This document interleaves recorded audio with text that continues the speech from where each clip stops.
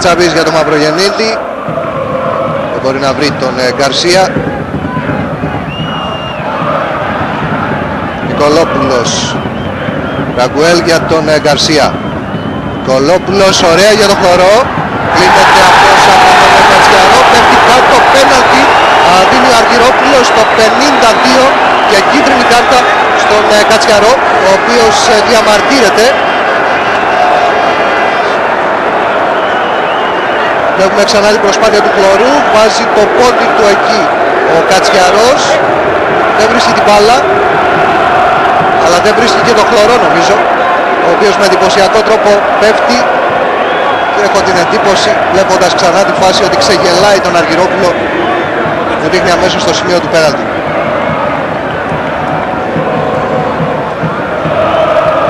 Ένα πέναλτι το οποίο θα εκτελέσει για τον Ηρακλείο Έμερσον και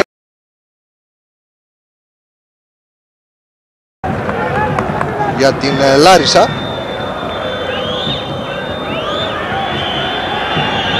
Μπακαγιόκο.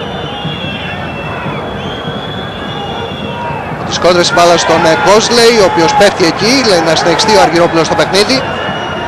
Η σέντρα από τον Καλίτσιο στο δεύτερο δοκάριο Κλέη τον γυρίζει. Ο Μαυρογεννίδης και ο Κατσαβής μακριά. Σε πλάγιο out.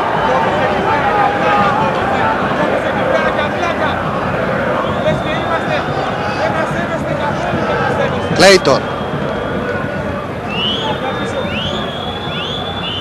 Θα πάρει το κόρνερ. Βλέπετε τον Δόνη